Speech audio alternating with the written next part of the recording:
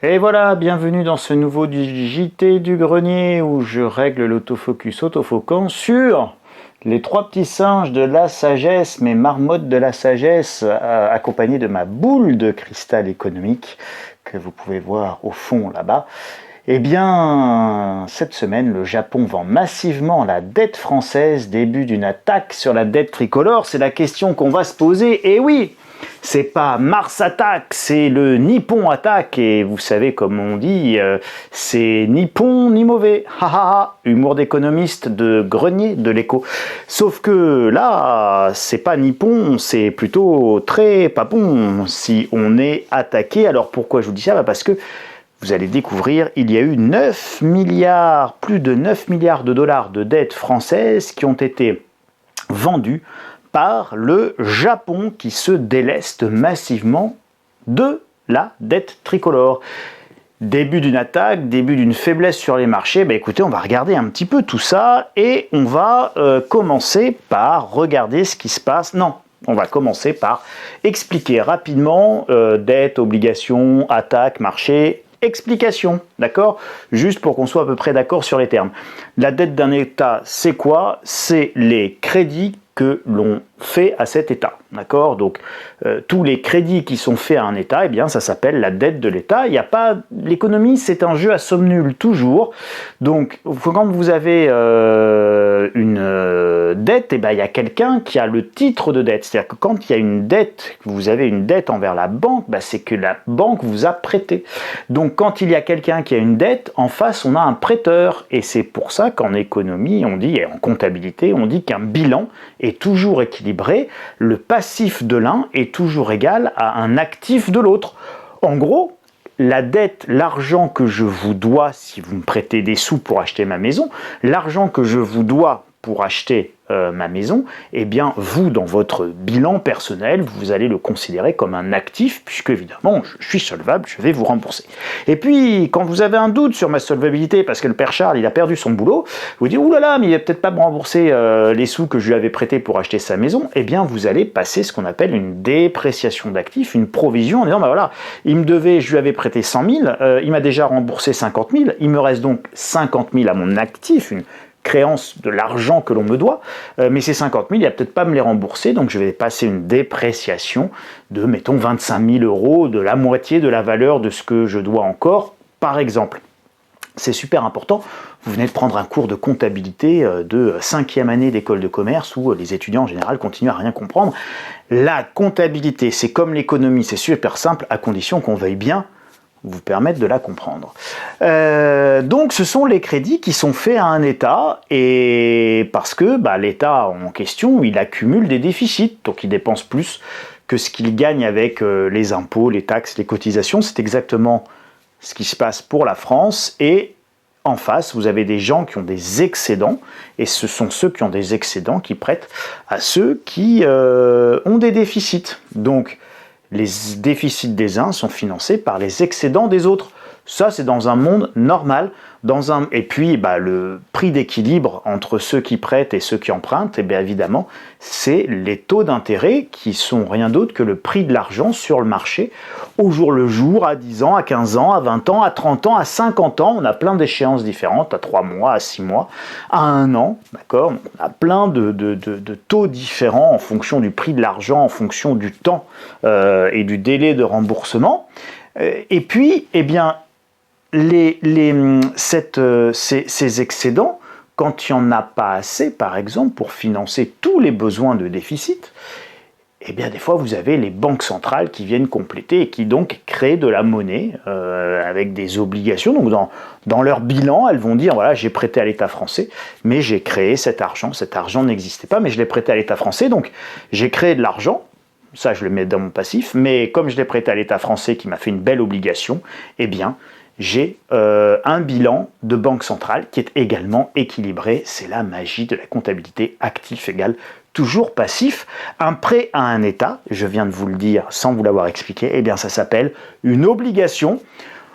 pourrait dire un crédit, on pourrait dire les prêts d'État, on pourrait dire les crédits d'État, on pourrait dire les crédits souverains, les prêts souverains, on pourrait dire les crédits français, les prêts français. Non, en économie, en comptabilité, on aime les choses compliquées, donc on appelle ça des créances, des actifs, des passifs, des obligations. Donc là, c'est une obligation, c'est un titre de créance, autre terme compliqué pour dire de toute manière, voilà, il y a un petit papier, maintenant c'est des contrats informatisés, tout ce que vous voulez, mais il y a un petit papier qui dit moi, l'État français, je dois à la banque machin, à l'épargnant bidule, la somme de temps à telle échéance et avec telle rémunération. Donc c'est un contrat de prêt, donc évidemment, il y a des conditions. Et donc les conditions les plus connues, c'est le prix, le taux d'intérêt, la manière dont ce taux d'intérêt est payé annuellement, trimestriellement, voire in fine, c'est-à-dire au bout de la période de prêt.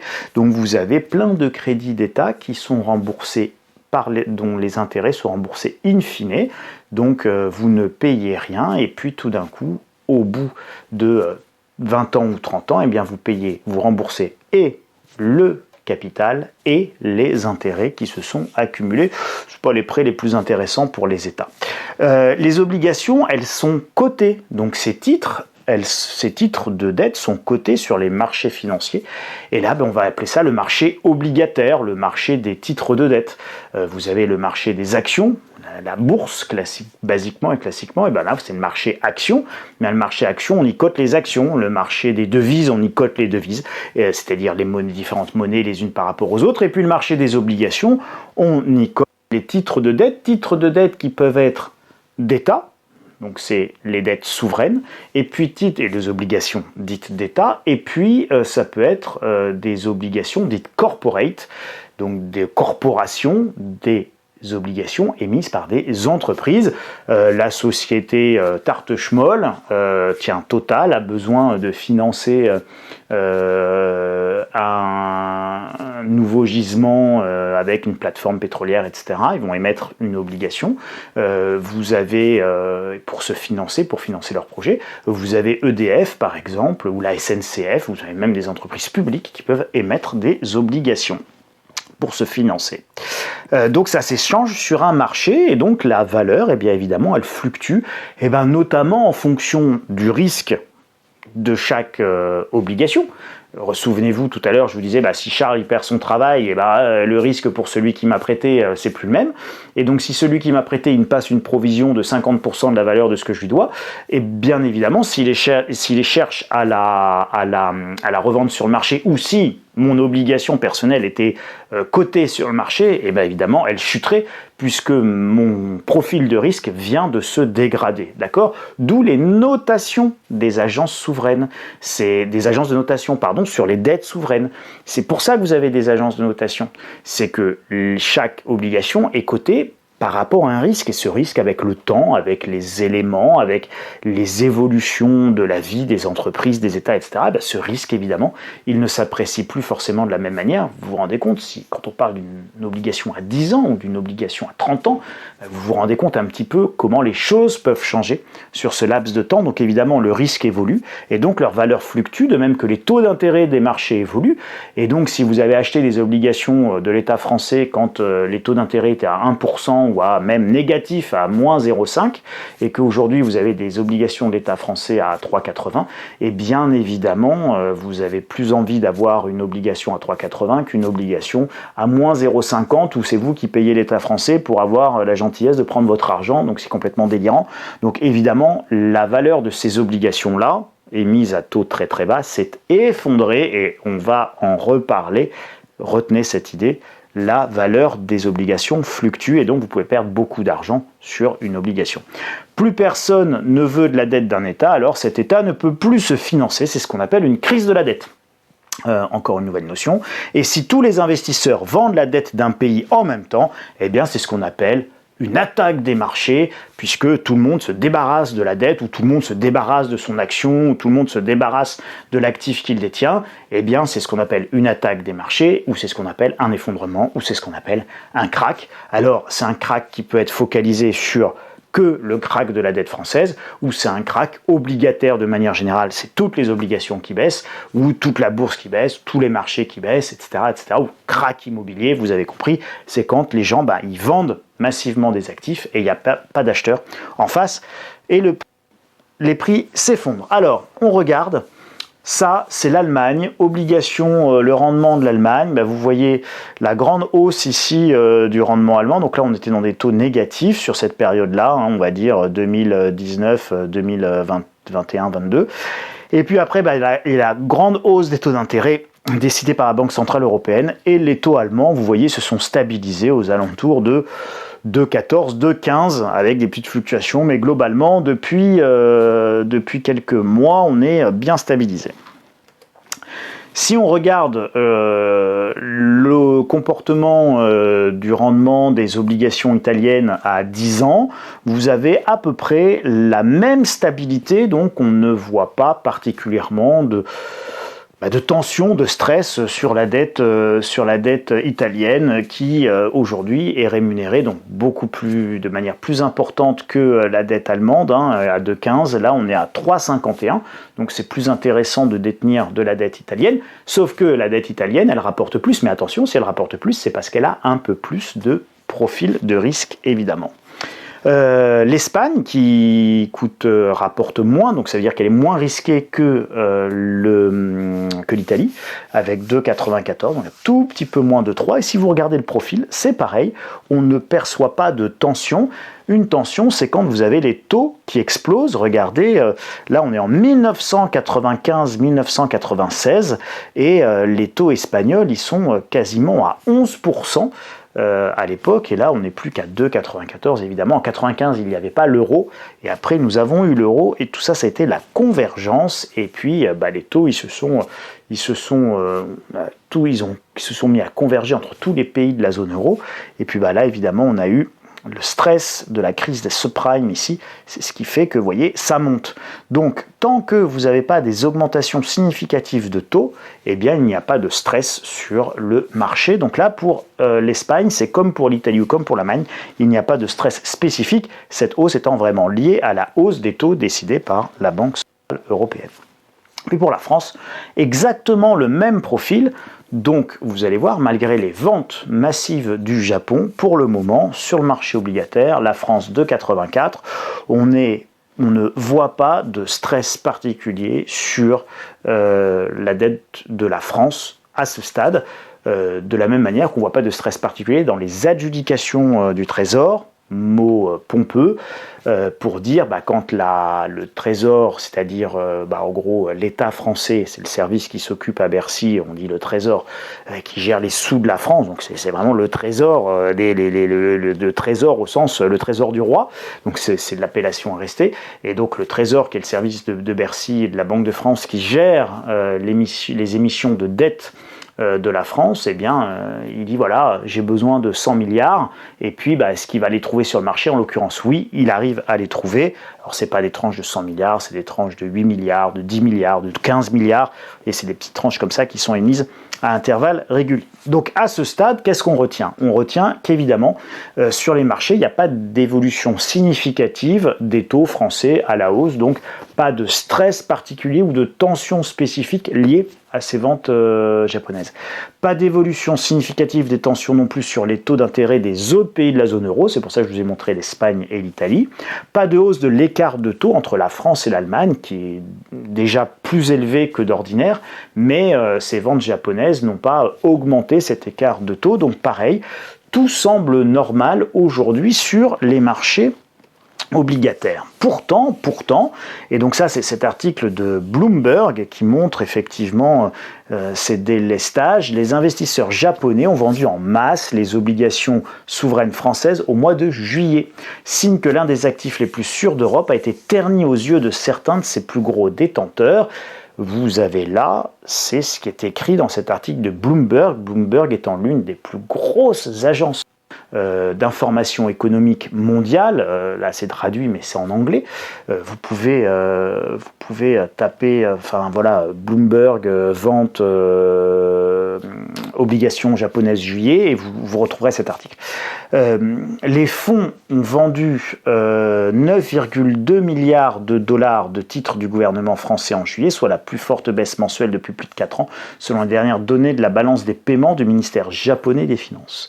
Leurs allocations peuvent avoir un impact démesuré sur un marché qui déborde fortement de la demande étrangère, et Bloomberg nous rappelle à ce niveau-là que plus de la moitié de la dette publique française est évidemment détenue par des investisseurs étrangers, selon la dernière étude de la Banque de France qui se garde bien de nous donner, en tout cas j'ai pas trouvé pour le moment, la répartition de qui détient comment et à quel niveau la dette française. Ce serait super intéressant, évidemment comme info, pour pouvoir anticiper d'éventuelles crises. Et Bloomberg termine en disant « Nous soupçonnons que les investisseurs japonais réévaluent leur proportion relativement importante de participation dans les pays semi-core ». Ça, je vais vous l'expliquer après, mais globalement, semi-core, c'est une catégorie de risque obligataire. En clair, vous êtes noté, agence de notation, vous avez une note, et semi-core, vous êtes dans le milieu de la classe. Si on raisonne élève, vous n'êtes pas dans le peloton de tête, vous n'êtes pas non plus parmi les bonnets d'âne au fond de la classe, près du radiateur à côté de la fenêtre. Vous êtes vraiment l'élève moyen, lambda, qui à chaque fois sur son bulletin va obtenir la mention suivante ou l'appréciation suivante, pourrait mieux faire s'il se mettait à travailler sérieusement. Par exemple, voilà, ça c'est un pays semi-core ou un élève semi-core. En faveur du crédit de qualité investissement en euros, et donc investissement c'est la catégorie investment grade, c'est les bons élèves, voilà, c'est les champions, c'est les cracks, c'est les as, c'est ceux qui vont passer un bac dans l'ancien temps, c'est-à-dire un bac scientifique où on fait plein de maths, de physique et de matières difficiles où il faut bosser, qui va faire prépa et qui va faire une bonne école d'ingénieur, a déclaré Evelyne Gomez, stratège multi-actif des obligations supranationales et peut-être dans un avenir pas trop lointain des pays périphériques. Donc il y a des arbitrages qui sont faits.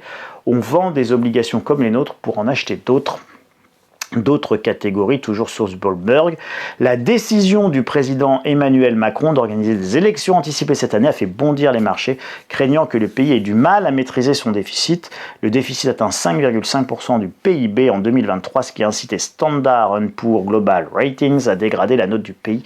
Et l'Union européenne a lancé une procédure visant à imposer une plus grande discipline budgétaire. Autant vous dire que quand Bloomberg dit ça à tous les investisseurs du monde entier, c'est pas forcément un bon bulletin que la France diffuse au monde et aux investisseurs. Alors, je vous parlais des classements des obligations il y a quelques instants. C'est ce tableau, vous allez pouvoir arrêter, zoomer, regarder. Vous pouvez même le trouver sur Insolentiae, tableau, agence de notation. Dans le titre de mon article, c'est La France dégradée, une petite barre de recherche, et vous allez trouver l'article dans lequel vous avez ce tableau.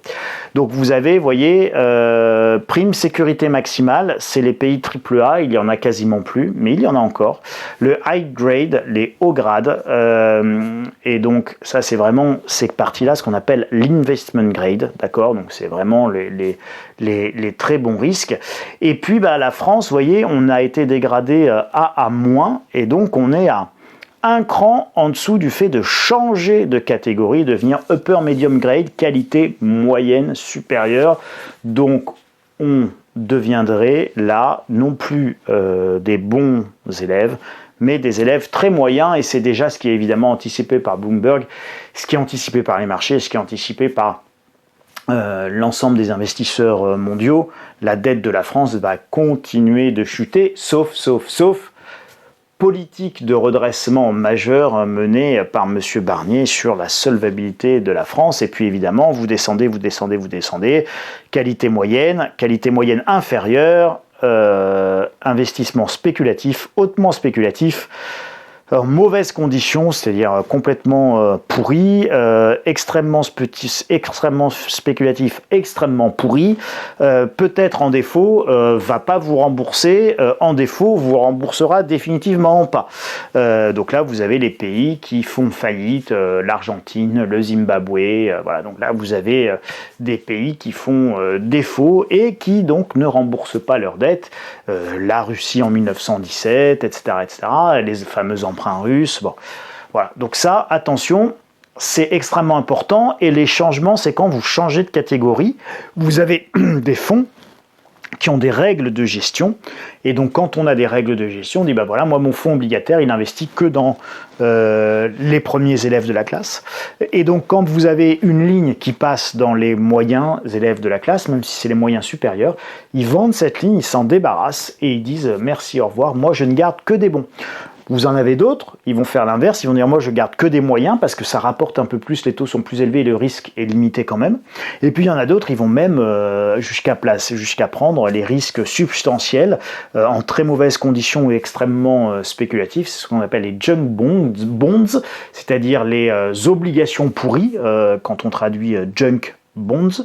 Et donc vous avez des fonds qui achètent ça aussi. Donc c'est des règles de gestion, et quand vous achetez tel fonds ou tel fonds, bah, évidemment vous avez un profil de risque, et en tant qu'investisseur vous faites un choix. Alors, on a autre chose aussi dont il faut parler, c'est la grosse baleine Norinchukin. Alors je ne sais pas comment ça se dit en japonais ni comment ça se prononce, Norinchukin, Nunchaku, je ne sais pas. Donc on va le prononcer à la française très modestement et avec beaucoup d'humilité pour nos amis japonais, Norinchukin. Et donc la Norinchukin Bank, c'est l'équivalent en gros de quoi? Du Crédit Agricole. Voilà. Donc c'est une coopérative détenue par, bon c'est un petit peu compliqué, c'est on va dire un peu comme une banque coopérative. Et ils font un peu, c'est compliqué apparemment la stratégie qu'ils ont suivie ces dernières années. Et donc cette Norinchukin Bank, elle a annoncé presque 10 milliards de dollars de pertes très récemment. Il y a 3 mois, c'était au mois de juin.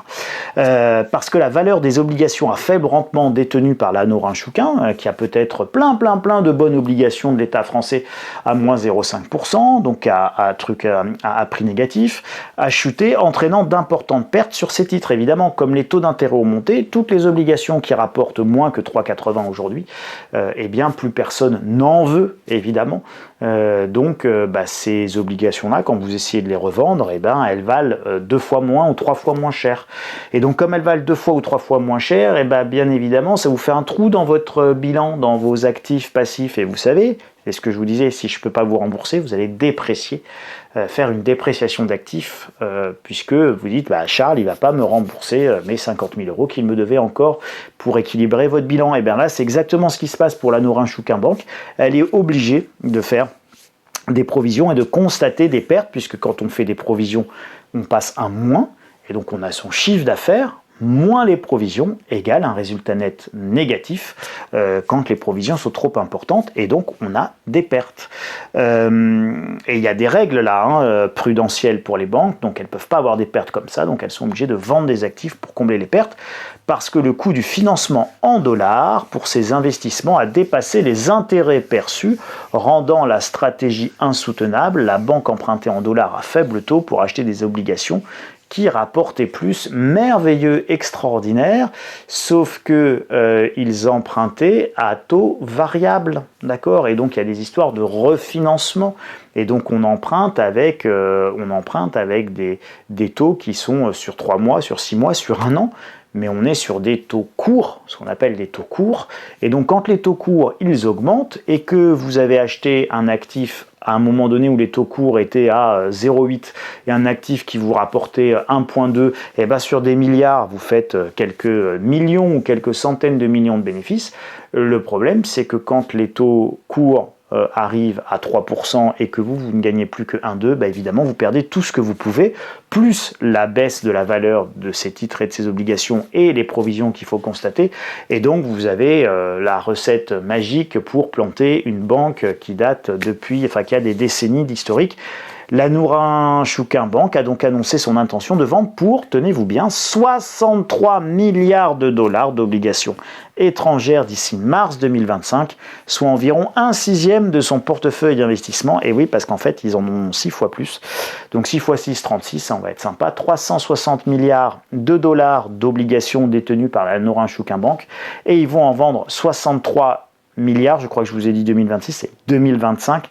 D'ici 2025, d'ici mars 2025, On est en septembre 2025, donc c'est un programme qui à la fois s'étale sur quelques mois pour pas déstabiliser les marchés, parce que quand on balance 63 milliards, si on doit balancer 63 milliards d'un coup, même si les marchés obligataires sont des marchés vastes et profonds, ça fait quand même bouger un petit peu les marchés et ça peut déclencher des mouvements de panique. Le PDG Kazuto Oku a même averti que ces pertes pourraient s'aggraver, comprendre elles vont s'aggraver, et que en fonction des développements comme les élections américaines, nous pourrions réduire davantage nos avoirs en bons du trésor américain, comprendre de toute façon comme nos pertes vont s'aggraver, je vais me servir du résultat des élections américaines pour de toute manière continuer à vendre des titres parce que de toute façon je ne vais pas avoir le choix parce que mes pertes risquent de s'aggraver. Bref, 63 milliards de dégagement.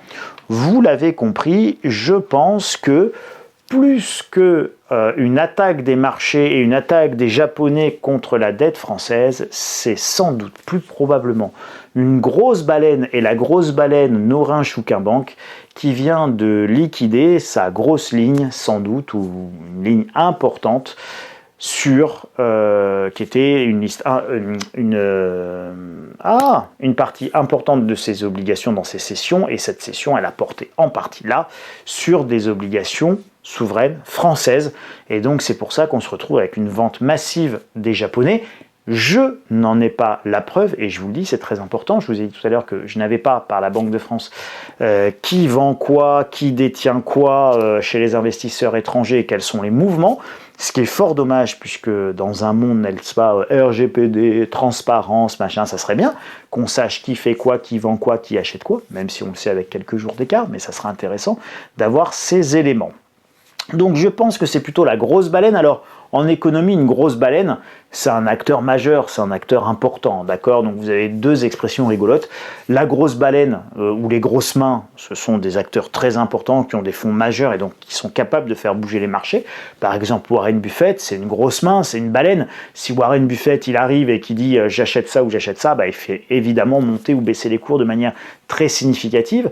Et puis vous avez les gros doigts, et les gros doigts, c'est, vous savez, quand on est sur un clavier et qu'on fait une erreur et on appuie mal parce qu'on a un gros doigt et puis qu'on rajoute 3 zéros de trop, quand vous avez une erreur sur les marchés de trading comme ça, où on met 100 millions au lieu de mettre 1 million, c'est ce qu'on appelle faire une erreur, et c'est une erreur gros doigt. Voilà, on a appuyé sur 3 touches en même temps.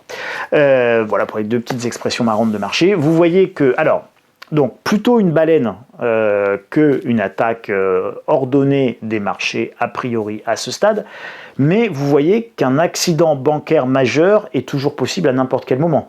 La Norin Shukin Bank, elle est elle est borderline, elle est à la limite, elle est près du gouffre, proche du précipice, d'accord ? On ne sait pas ce qui va se passer pour la Norin Shukin Bank. Et la Norin Shukin Bank, avec un portefeuille de 360 milliards d'obligations, c'est un mastodonte, d'accord? C'est une très très grosse institution au Japon. Et le Japon, c'est quand même une très grosse économie. Et donc, une grosse institution d'une grosse économie, c'est toujours un risque systémique. Vous voyez que les dégradations successives de notre dette vont la faire sortir des fonds hautement qualitatifs dans lesquels nous étions classés jusqu'à présent, et qu'on va sans doute et vraisemblablement, évidemment, passer dans les catégories inférieures, où on va se retrouver lamentablement au milieu de la classe. Et donc, ça va faire augmenter un petit peu le coût de nos dettes, donc les taux d'intérêt que vont nous demander les investisseurs vont être un petit peu plus importants. Et puis, évidemment, on pourrait éviter ça, mais ça voudrait dire serrer les boulons, visser les vis et resserrer les écrous. Est-ce que Barnier va le faire, pas le faire ? Réponse dans les prochaines semaines, et avec le budget 2025. Vous voyez qu'une attaque des marchés sur notre dette n'est pas une menace virtuelle, mais un risque bien réel, et vous voyez que ça peut arriver à n'importe quel moment. On peut avoir des délestages importants sur la dette française. Et donc je vous parlais de ce qu'allait faire Barnier. Et bien de toute manière, si on veut redresser la situation, il n'y a pas de secret, la caution de la France, c'est vous. La caution de la France, c'est moi. La caution de la France, c'est nous. Et donc c'est évidemment pas les grands riches, n'ayez aucune naïveté, les grands riches sont déjà partis depuis bien longtemps se faire taxer ailleurs. D'ailleurs l'IFRAP et sa directrice expliquaient que il y a plus de la moitié ou même 70% du top 500 de Challenge qui de toute façon n'est plus domicilié en France pour ses revenus. Donc de toute manière, les vrais riches, ils ne payent pas leur impôt en France parce qu'ils sont déjà partis. Donc il ne reste que les petits riches, que les classes moyennes en réalité à tondre, puisque la classe moyenne ne peut pas partir, 2, elle ne peut pas bouger, 3, elle a toujours un peu à perdre puisque la loi s'applique toujours durement quand vous avez quelque chose à perdre, vous avez des comptes, on peut vous saisir, on peut vous faire des avis à tiers détenteurs, on peut vous mettre des amendes, bref, vous avez à perdre, donc de toute manière vous allez payer. Et puis comme vous êtes nombreux, ça fait beaucoup de sous, évidemment, plutôt que de courir après 10 riches. Donc tout ça, c'est évidemment de l'enfumage.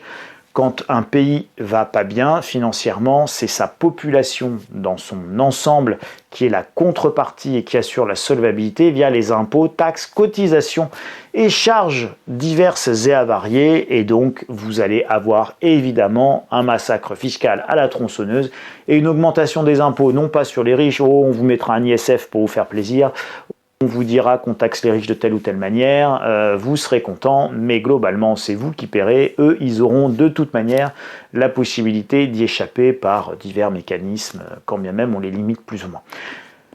Voilà ce que je vous peux. Et puis de toute manière, si on les taxe trop, ils partiront massivement et il y aura beaucoup moins d'activité en France. Voilà ce que je pouvais vous dire, les amis. N'hésitez pas à partager, à mettre des pouces, à liker, à vous abonner au site insolentiae.com. Évidemment, dans la boutique, là-haut, vous avez un petit truc, là, vous pouvez cliquer pour vous abonner à la lettre stratégie et aller plus loin et obtenir les dossiers d'analyse et de conseil. Et puis écoutez, à ce stade, pas de danger particulier, ce n'est pas a priori une attaque des marchés et des Japonais sur la dette française, c'est plutôt une grosse baleine qui se déleste, mais nous n'en avons pas la preuve formelle, c'est plutôt une hypothèse corroborée par le fait que nous n'avons pas de tension spécifique sur les dettes souveraines européennes en général et françaises en particulier, donc plutôt une bonne nouvelle, mais comme d'habitude, à surveiller comme le lait sur le feu. Prenez grand soin de vous les amis et j'espère que cette vidéo vous aura permis de comprendre plein de choses. Salut les copains, à la semaine prochaine pour un nouveau JT du grenier. Réalisé sans montage et sans trucage, je ne l'avais même pas dit. Oh tiens, j'ai oublié un truc. Toc, voilà. Allez, vie, quand même. Parce que l'or, quand on fait faillite, c'est quand même important d'en avoir. Salut les copains.